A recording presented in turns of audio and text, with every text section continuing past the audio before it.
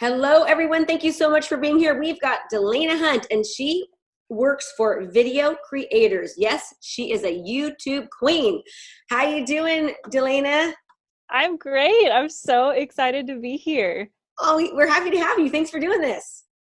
Yeah, of course. I'm so excited. I am so ready. I love YouTube and I love helping people kind of put their best foot forward and because I feel like YouTube is it can be such a complex topic.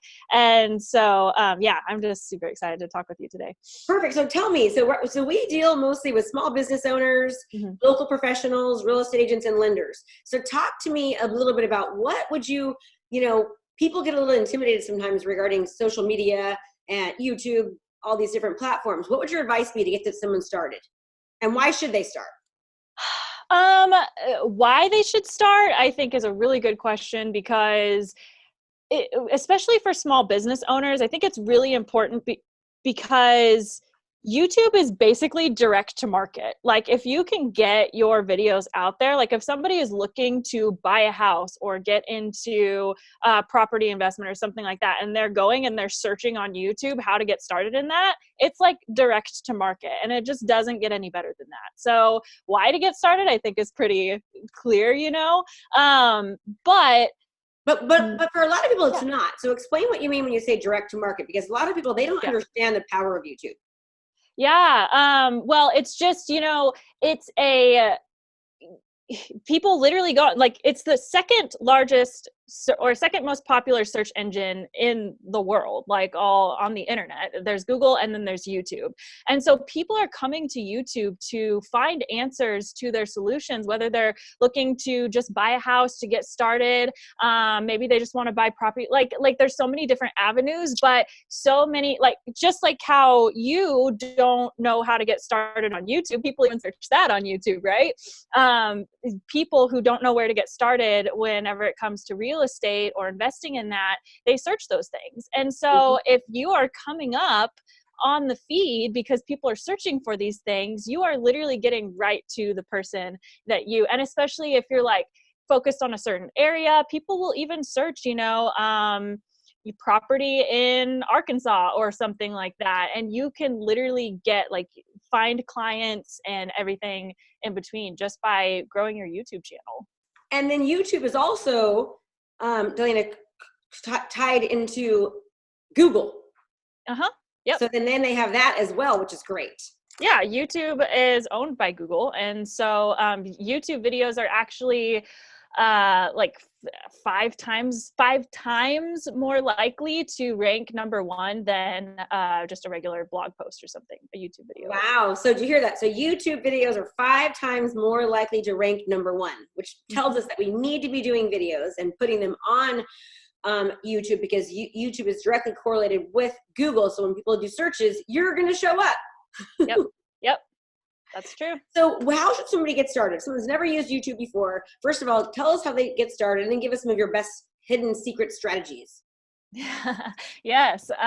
So I think it's really important whenever it comes to YouTube that a lot of creators start and they just kind of feel like, well, I don't feel like I have the right camera equipment, or I don't feel like I have enough, like they don't feel like they have enough to offer yet. And specifically because of that, I think it's important that you just get started. You get started with what you have. You can sit in your office in front of a window and or buy a $50 light from Amazon, and just start making videos, because honestly, I hate to break it to you, but every first creator's their first video sucks.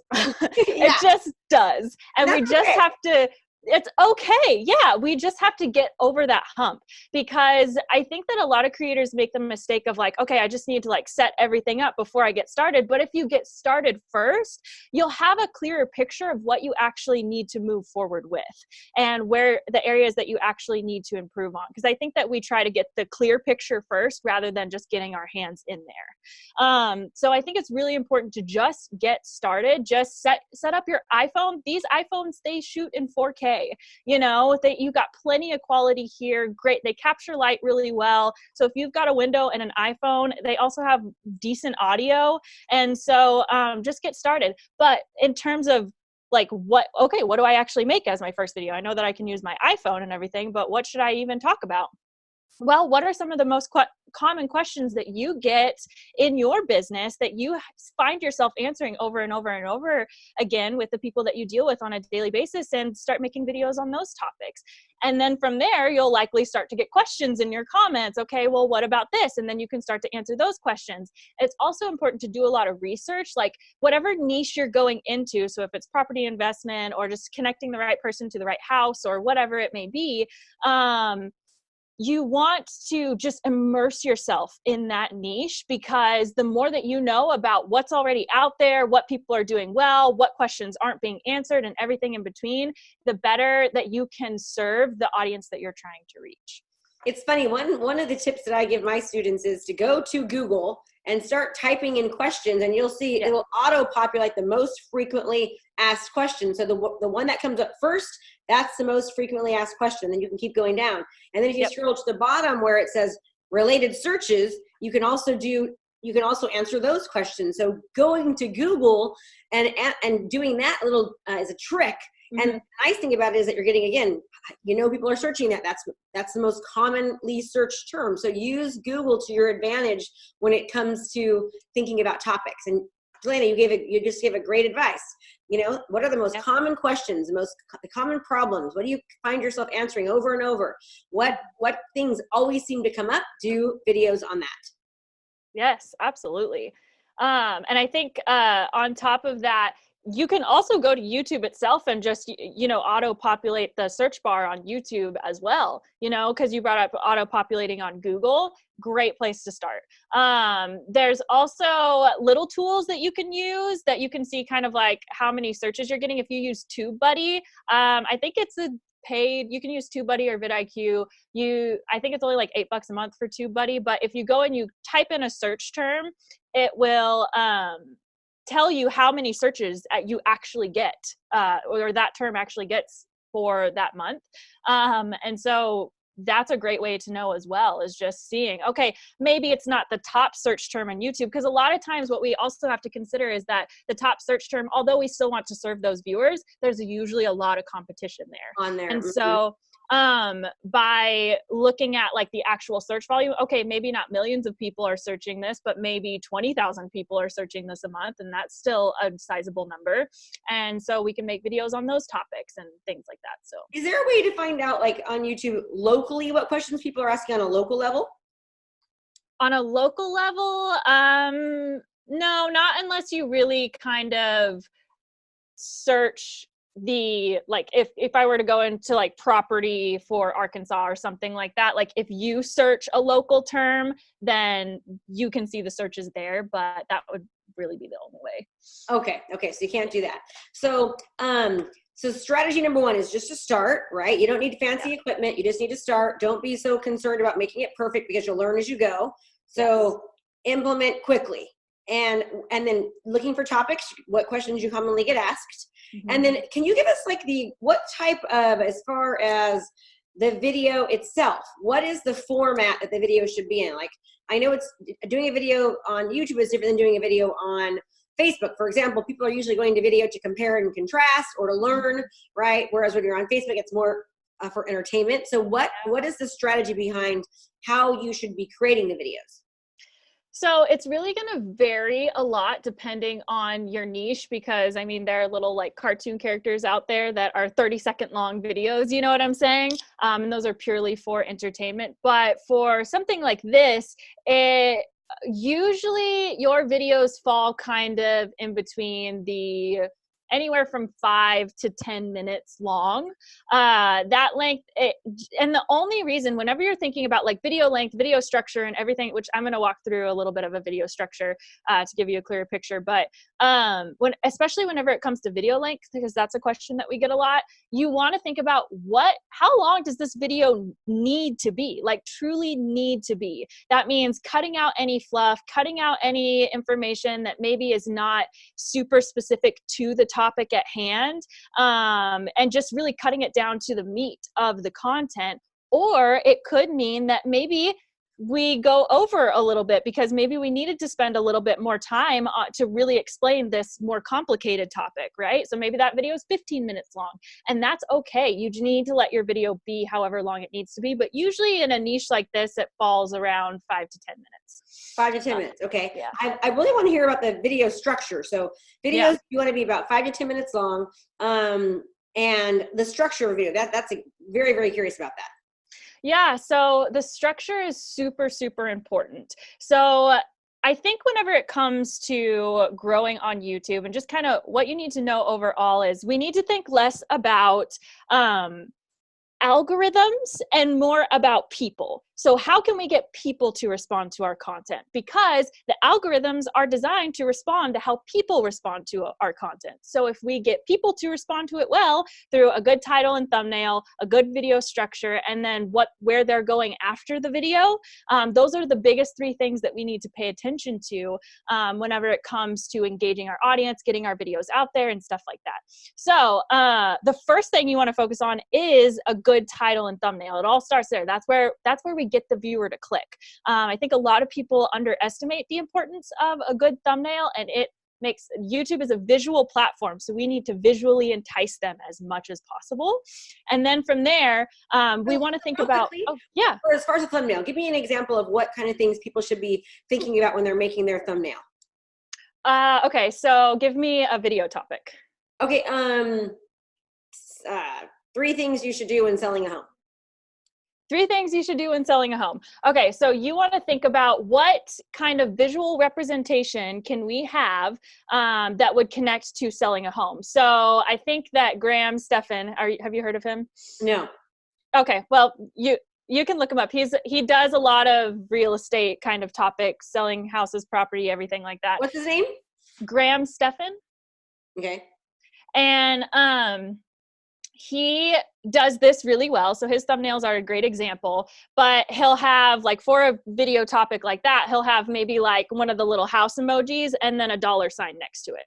Mm-hmm. You know, it's really, really important to have, first of all, you want your thumbnails to be really crisp and clean and clear, like just one clear focus on that thumbnail, maybe the creator's face and then the visual elements that complement the topic at hand. Or you want it to, you just want it to pop. And so you don't want it to be too busy is the thing. A lot of creators try to like put text and then emojis and then like all these other things going on. And if it's too busy, the eye will just skip right over it and it'll land on somebody else's thumbnail. We want our thumbnail to be that. Yeah. And so try to keep it really clean and simple.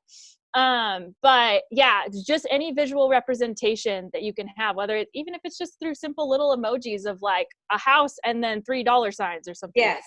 Okay. They're going to pick up on those visual signals first before they read any text or anything like that. To get an idea what the video is about. Okay, so really good thumbnail and then a description. Talk to me a little bit more about the description. The description of the title. The title, yeah. So the title, I mean, lists are really great. So like what you said, the 3 things, 3 ways to sell a home. Those are really, really popular because the reason why is they feel really tangible to the viewer. Like, 3 things I can do right now. Okay, let's hear it. So you want things that either feel really practical and really tangible to the viewer, and or you want something that reaches into an underlying, like the reason that they're really coming to the video. Why do they need 3 ways to sell homes? 3 new ways to sell homes. Well, probably because they're struggling in their business. So maybe you say something like, how to get out of a rut as a real estate agent or something like that. How to get out of a financial rut or I don't know what terms you guys would use, but that's reaching underneath. Okay, yes, the practical value is they're learning 3 new strategies, but what's underneath that? What's the story behind that title or that need that viewer faced that brought them to a point of needing this content? So you can play on that in terms of titles and thumbnail, honestly, sometimes. Or you can play on the practical value. Sometimes you can do a little bit of both. Maybe you represent the practical value within the thumbnail and then the underlying value, the why, in the title. So you kind of play on both of them at the same time. Got it. Okay. And the title description is really important because that's what people are searching. And if it needs to like say what it is they're typing in. So when you said earlier, hey, make sure you're really thinking about the people and not so much the algorithm, because it's what the people are actually doing. So meeting the needs of the people is going to meet the need of the algorithm, which is going to make YouTube then promote your videos to more people, correct? Yeah. So, but I don't want you to think that it's necessarily about like, oh, YouTube is going to match these keywords to these keywords, right? But it's more so, what are the words that ping the interest of the viewer? Because you could type in, 3 new ways to sell a home, and we could have that as our title. But if the content isn't good, like say the thumbnail isn't serving viewers, it's not enticing them to click. For the people that do click, maybe we didn't do a good job with engaging them and connecting with them in the video. And so they didn't watch for very long. Like those are all things that YouTube is looking at. So we could have a perfectly optimized title, but if our thumbnail isn't enticing people, then YouTube's going to recognize that, and that doesn't guarantee us that we're going to rank in search. So it's more so not about matching it for keyword sake, but matching it for, is that what's going to ping the interest of the viewer? Perfect. Now let's talk about watch time. What are some strategies to keep the viewer engaged, to keep them watching? What do you recommend to your clients at videocreators.com on how to get people to actually watch? Because videos are great, but if nobody's watching, it does no good. Yes, this is such a good question. So the reason I talked about the title and the thumbnail first, because we actually got on that from talking about video structure, but the reason I talked about that first was because that's where we're setting up our expectation. So what we do with our video structure starts with the title and the thumbnail, because what expectation are we setting up for the viewer? What are we promising them? What pain are we playing on, or anything in between? And so the first thing that we need to say in the video is we need to connect with that pain, struggle, and need, and through that offer them, promise them the practical value. So I'm going to give an example of one of the video creators' videos, because it's a little bit of a more extreme example, and it'll help to paint the picture a little bit better. But video creators on our YouTube channel, we have Tim made a video called "When You're Ready to Quit YouTube," and in that video, what is it called? Say it again. It's called "When You're Ready to Quit YouTube." Okay. Yeah.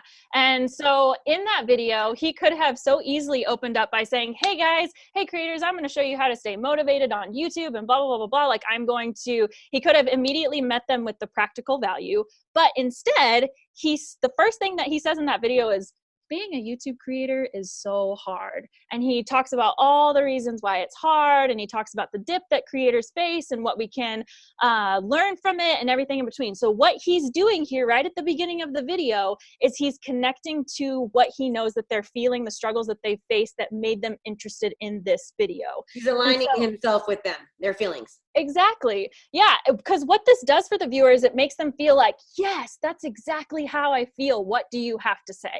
What do you have to say? Because you know me. It's kind of like the difference between, I give this example a lot, but it's kind of like the difference between the doctor that reads your sheet that the nurse gave him, comes into the room, kind of assumes that he already knows what's going on, prescribes you some medication, and then you're just kind of like, I don't want to take this medication.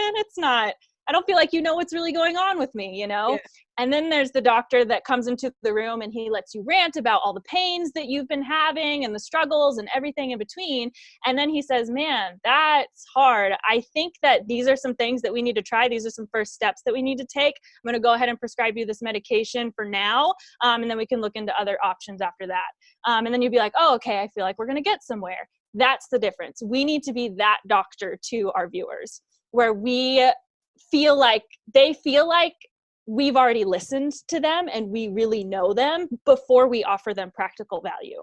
So, but that still needs to be really, really short and sweet. So he does talk about in the beginning, he connects with that, but he quickly goes into the practical value. And so, that's just super important. So play on their pain, right? That's what we call the hook. And so the hook needs to be 15 seconds long. And then from there, you can go into what we call a branded intro. So branded intros aren't make or break your growth at all, but they are a great opportunity to kind of represent your branding, communicate your value proposition. So your value proposition is kind of the core of who you are and what you're about on your channel. And so if you have a little cute little phrase or something like that you incorporate in that, it's a great opportunity for you to communicate that. And then from there, you can go into your personal introduction. So we don't even talk about ourselves until probably like, I don't know, depending on how long your hook is, maybe 30 to 45 seconds into the video, we don't even say our name.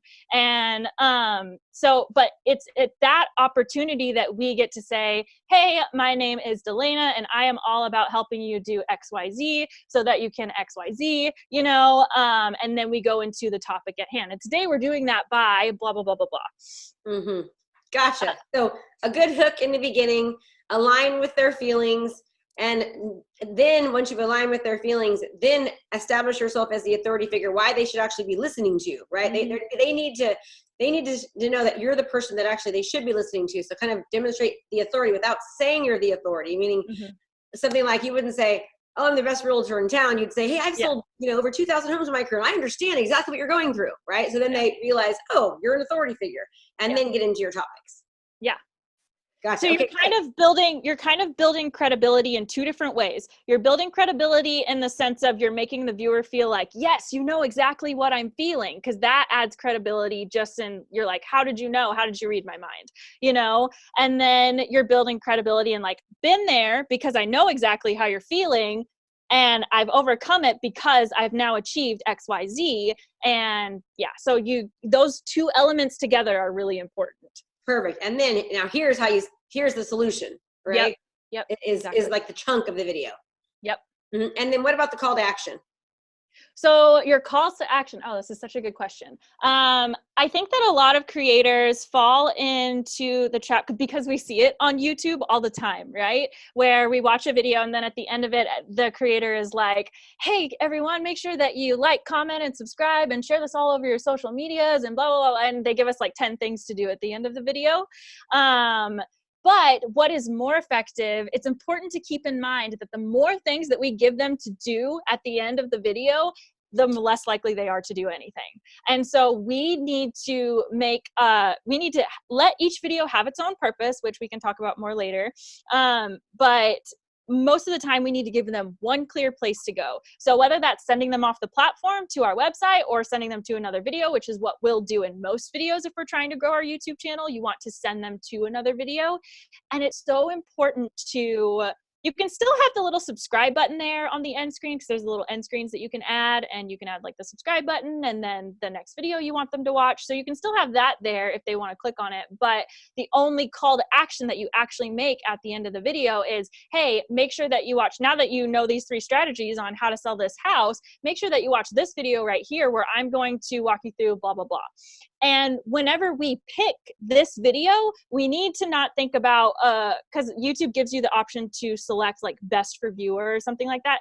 Don't select that, because YouTube it may have all of their viewing history, but maybe they just started watching real estate videos or just started looking for this. So there's not a lot of viewing history there for YouTube to go off of in terms of this topic.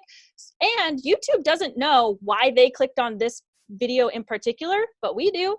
We created the video. And so we know what video would be a natural next step for them. Like if they came for this particular information, what's another video that plays off of that, maybe a similar struggle? Like if somebody's struggling with this, what else might they be struggling with, and pitch that next video? And if you can do it in the video, that's the most impactful way. So how do you do it in the video? So you would just basically at the end of your video, I always recommend that creators just kind of stop for a second and think, okay, I'm creating a video on 3 new ways to sell homes. If somebody's struggling with this, they're probably struggling to find new clients and stuff like that. So here, maybe I made a video on how to find more clients. I don't know. And so I'm going to pitch that. Okay. So you decide that in your mind. And then now that you kind of have these 3 new strategies that you're going to be working on, you might also be struggling with finding new clients, and if this is something that you're struggling with, I actually have a whole video on this, and this is what I'm going to teach you. Tell them what that video is and why, like what they're going to learn from it, like the ultimate takeaway, what problem it's going to solve for them. And then how do they then go and search for that video? How do they go search for that video? They can click on it on your screen. And it will just be like below. Mm-hmm. Gotcha. No, it's not. it's not linked below. Like whenever you do your end screens, because whenever you upload a video to YouTube, there's a place where you can insert end screens, and it's actually a clickable link that it'll have on the screen. So you can point in the video, like in the video footage, you can point like maybe just right above your shoulder. And then whenever you go and you insert the end screen after it's uploaded to YouTube, that little box will pop up, and yeah, then they can click on it from there. Okay, that's awesome. Okay, perfect, great. Okay, so you had talked earlier, I think you had said the format, or you had said something else that you wanted to touch on, and I tried to write it down and I didn't, and now I'm forgetting what you said. I got it. I got it all in here. Yeah, so what else do we need to know? So I did talk about having each video to have its own purpose. Yes. So this is really, really important, especially whenever we are a business and we're trying to get clients. We likely want to send them to our website frequently and stuff like that. And so there's a difference between discoverable, community, and sales videos. And I'm going to break a little bit of those down. So the first one, discoverable videos. Discoverable videos are going to be any video specifically designed just to have a wide reach. So these are the videos that a lot of new channels are going to start out making. Like this is the majority of what you're going to make. This is just people getting to know you. They're basically, you're just like giving information, giving value, helping people, getting them, developing a relationship with them, showing that you're actually the authority figure. Absolutely. Yeah. You're basically telling them, this is what I have to offer. This is what you're answering questions. You're, like you said, offering value. I love that phrase. You're just giving value, no secrets. Right. And so then from there, we have community content. So community content is going to be any video specifically designed just to build a deeper relationship with the audience that we've already built. So we've been doing discoverable content for a little bit. Maybe we have a couple thousand subscribers. Okay, couple thousand is not a lot in terms of the grand scheme of YouTube, right? But it's still a couple thousand people watching you. And so we should make that couple thousand really loyal and really care about them, right?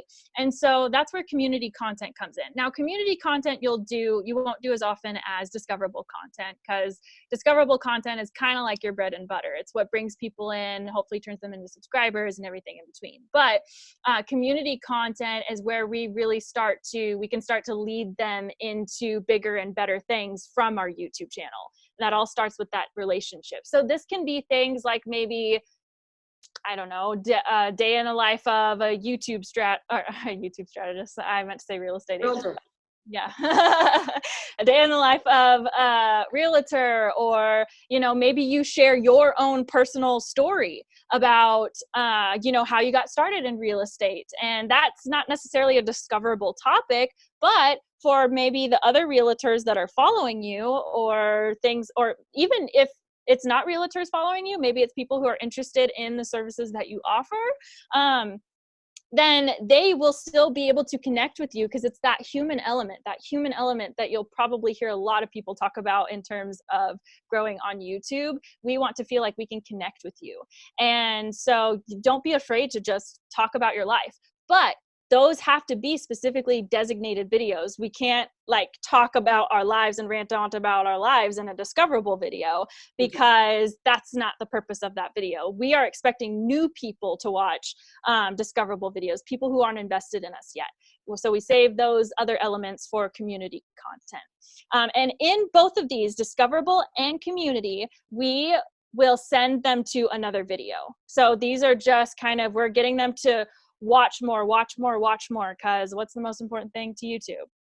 Is watch time. Mm-hmm. Watch time, keeping people on its platform for as long as possible.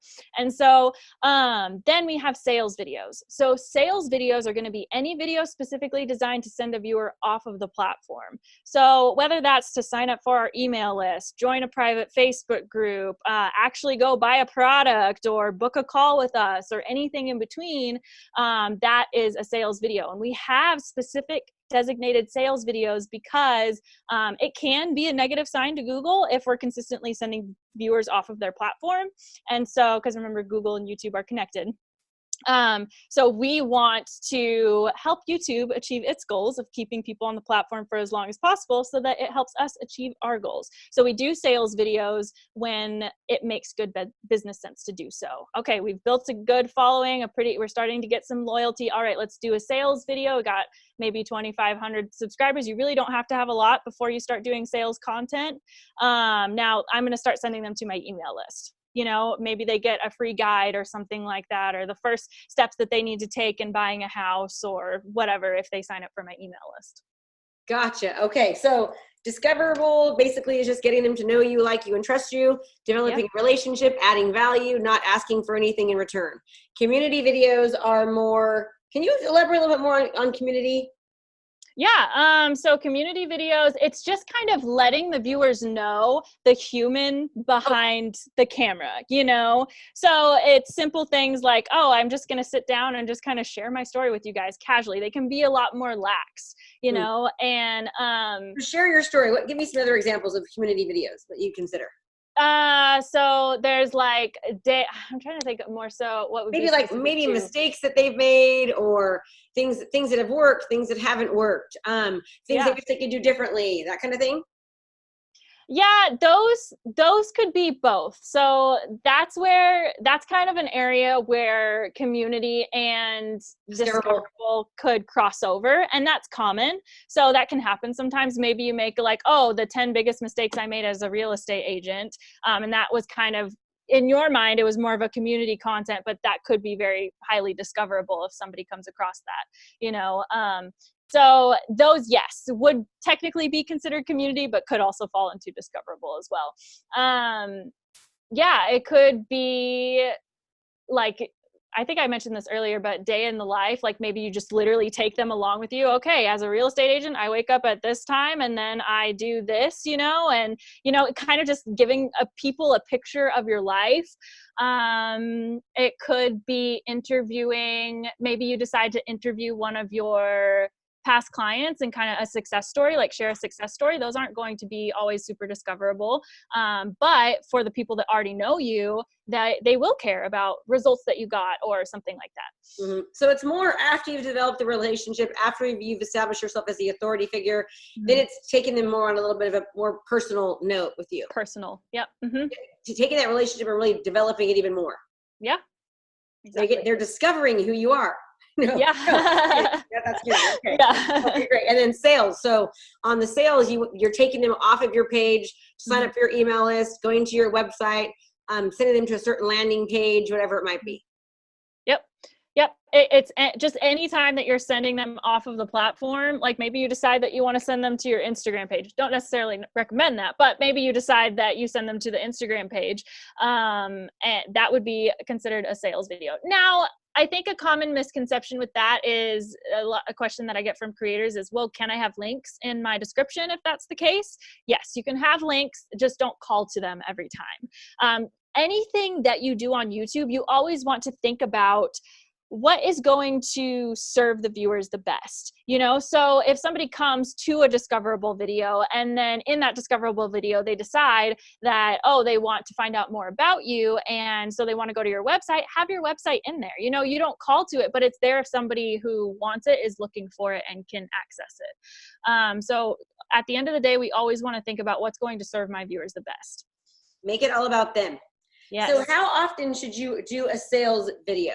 Like if you're doing discoverable community sales, what's the ratio? Yeah. So it's going to depend on your upload schedule, but at least 50% discoverable, I would say. If you're at the beginning of your journey, maybe do like 100% discoverable for the first 2 months, and then you can start to do some community, and then from there start to do some sales. But at least 50% discoverable, and then maybe like one community and one sales. Again, it depends on like the other 25 community, 25 sales is what I'm trying to say.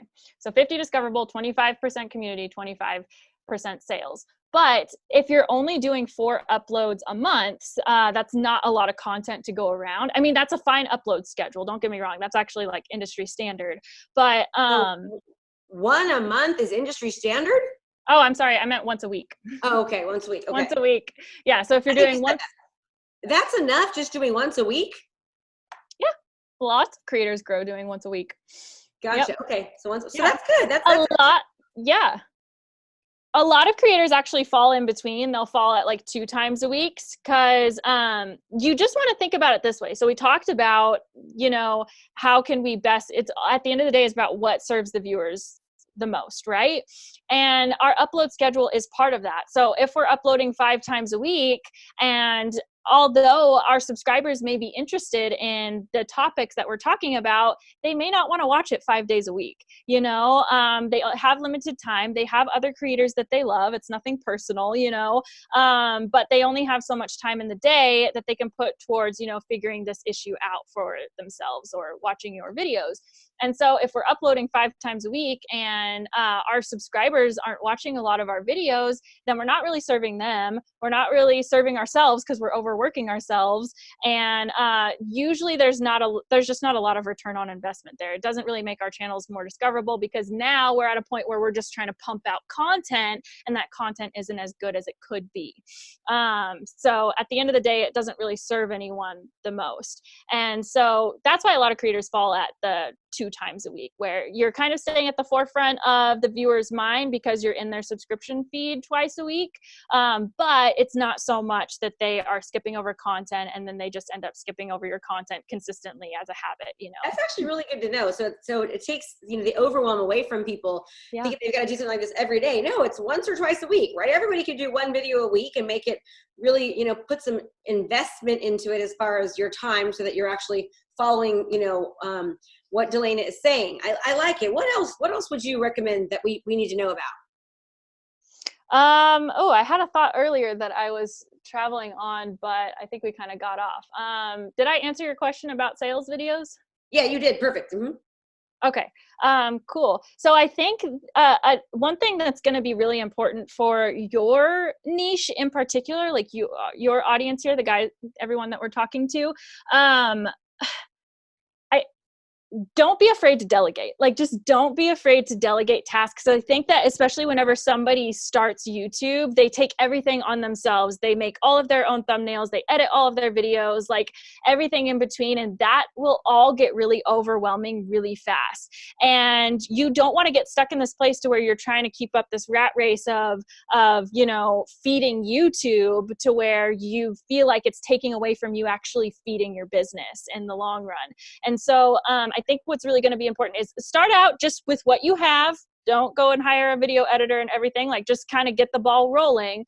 But then just don't be afraid to start to delegate it to maybe after a couple months in, once you've kind of like got the feel for this, don't be afraid to bring on a video editor, whatever is going to allow you to spend more time on your business and implement these strategies that you're talking to everyone about, right?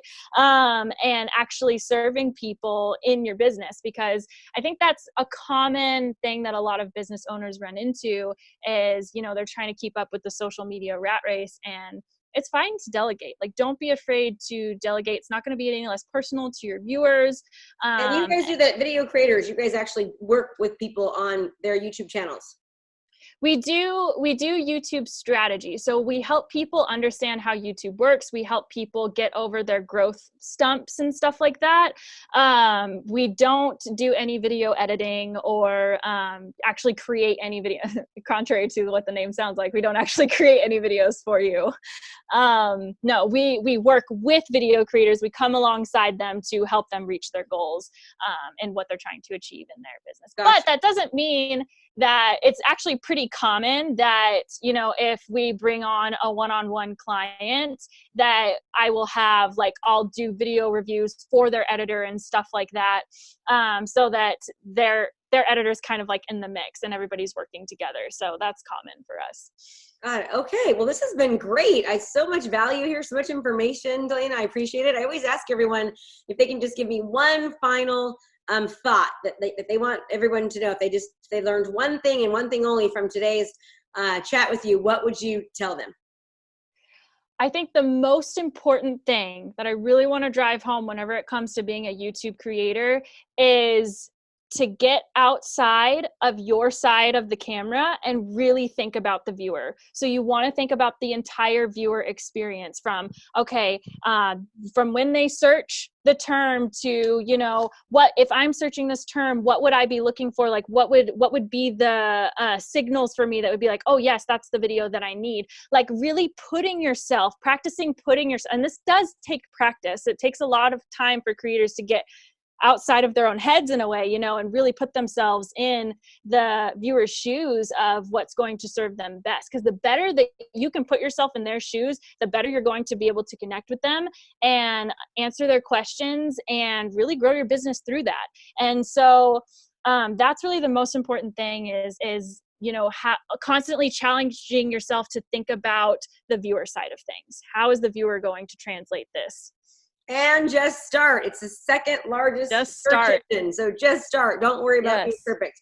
Well, Delana, thank you so much. So if people want to learn more about what you do, how do they get in touch with you? Yeah, you can go to the videocreators.com.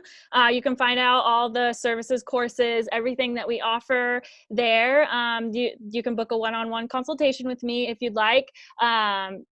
All that information is there, but we also do have a podcast as well. So just search Video Creators and you'll find it. And then obviously our YouTube channel. Our YouTube channel is what we're all about. So you can see what we're doing over there. We have a ton of tips and strategies and things that we tell creators all the time, you know, on a daily basis. It's just free knowledge on our YouTube channel. So it's a great place to be. This has been great. So helpful. I really appreciate just giving, you know, strategy and some recommendations that agents and lenders and business owners can actually utilize in their business locally to really stand out and dominate.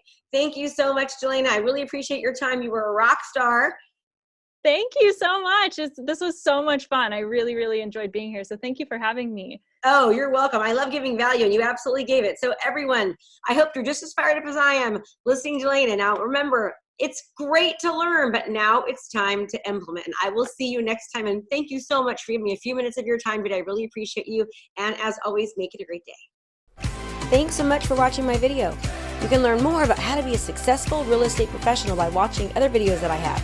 And be sure to subscribe to my channel. And as always, make it a great home selling and buying day.